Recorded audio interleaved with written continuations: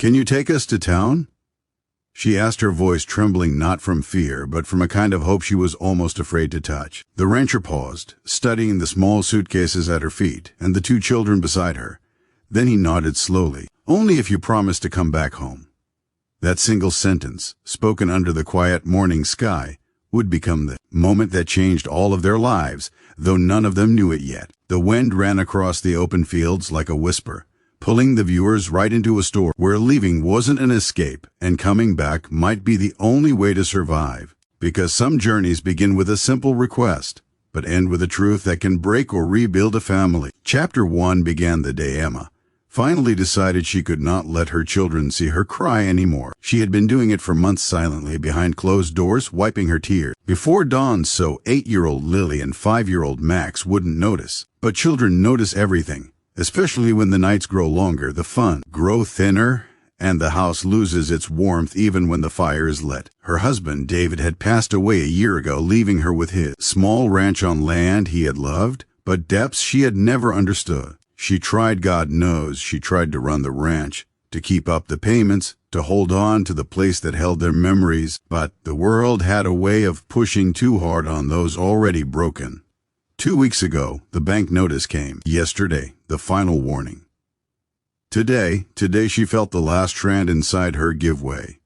She packed only what they could carry. She told her children they were just going to town for a few days. She didn't tell them she didn't plan to return. She didn't tell them their home was no longer theirs. And as she stepped outside the small wooden house for the last time, she stared at the fields David once rode across. The barn where their cattle used to graze, the porch where she once fell asleep on his shoulder after a long day. Then she turned away. But just as she headed toward the dusty road with her kids, she saw him, Clay Turner, the neighbor rancher, a man known for his silence more than his words. Tall, worn from years of hard work, with a calm presence that made even troubled animals settle. He had lost his wife long ago. He had no children. And though he lived only 2 miles away, he and Emma had spoken less than a dozen times. But today, of all days, he slowed his truck, rolled down the window, and, for the first time, looked at her not like a neighbor, but like a man who could see she was falling apart. "Emma," he asked gently, "what's going on?" Her lips trembled. She told herself not to break, not here, not in front of him. So she lowered her eyes to the ground and simply said, "Can you take us to town?" He waited, understanding more from silence than any explanation she could have offered. His eyes moved to the children, their small hands holding their little bags, their faces uncertain. Then he looked back at her, and something in him shifted, something she could recognize then, but would someday realize was the beginning of everything. He opened the passenger door. "Get in," he said softly. "I'll take you. But only if you promise to come back home." The word home hit her like a weight. She shook her head, whispering, We can't." "Maybe you can't right now," he replied, "but promise me you'll try." With a breath that felt like an entire chapter of her life ending, she got in the truck. The kids settled beside her. As Clay started driving, the dust rose behind them like the past being pulled away mile by mile. For the first time in months, Emma cried where someone could see. The road to town was long, lined with old fences, wildflowers, and memories she wasn't ready to bury. Clay listened as she finally spoke about the depths, the bank notices, the night. She stayed awake trying to solve problems she didn't know how to face. She confessed she planned to stay in town with her sister until she figured out what to do next. She apologized for asking him for a ride. She apologized for burdening him. Clay gripped the steering wheel. "You're not a burden," he said simply. "Your family around here, Emma. You and those kids deserve better than running." Her tears fell harder. By the time they reached town, she felt both relieved and more lost than ever. Clay parked by the small motel she planned to stay in. The children jumped out, but Emma lingered, knowing she owed him at least a goodbye. Before she stepped out, he spoke again, not commanding, not forcing, but with a quiet sincerity that cut right through the noise of her chaos. "You don't have to do this alone." That night, in the dim motel room, she lay awake thinking about his words, thinking about the ranch she loved, the men who had stepped into her life without warning, the children who deserved a childhood not shaped by fear. Decision tasted heavy on her tongue, but something, maybe courage, maybe instinct, told her the story wasn't finished yet. And she was right. Because Chapter 2 would not begin in town. It would begin with the rancher knocking on her motel door the next morning. When she opened it, Clay stood there, not hesitant, not unsure, but determined in a way she had never seen. "I talked to the bank," he said. "The ranch isn't past saving. Not yet." Her breath hitched. "I can help you," he went on. "I can take on the debt for now, get the cattle running again, teach you what you need to keep it going. But you have to come home, Emma. You and the kids."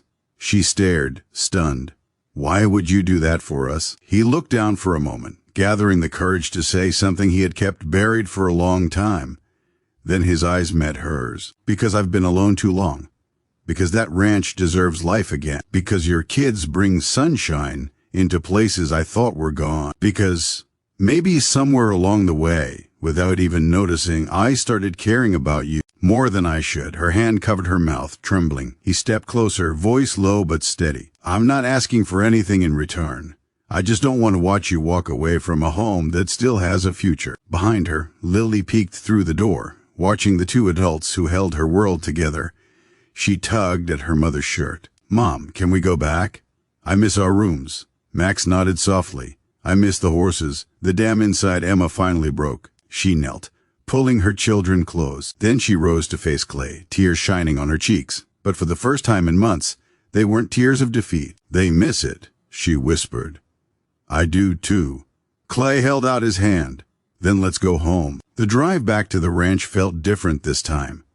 The morning sun touched the fields gently, as if welcoming them back. When they arrived, the kids ran to the porch, laughing in a way Emma hadn't heard in so long. Emma stood by the truck, taking in the sight of the place she nearly gave up on. Clay walked beside her, not too close, but close enough to let her know she wasn't standing there alone. "This place can rise again," he said. "And so can you." Over the next weeks, life began to reshape itself. Clay taught her how to manage the cattle, how to mend fences, how to negotiate with buyers. She found skills she never knew she had. The kids grew happier, healthier. Meals were shared. Evenings were filled with stories. And slowly, gently, something unspoken grew between Emma and Clay, something built not on desperation, but on steady companionship and second chances. Months passed. The ranch flourished. Emma flourished, and one evening, as the sun dipped into gold behind the hills, she turned to him, gratitude filling her voice. "You brought us back to life," she said. He shook his head softly. "No, Emma, you just needed someone to remind you how strong you already were." Her eyes softened. "Clay, why didn't you let us go that day? Why did you ask for that promise?" He smiled, a rare, warm smile that reached his eyes.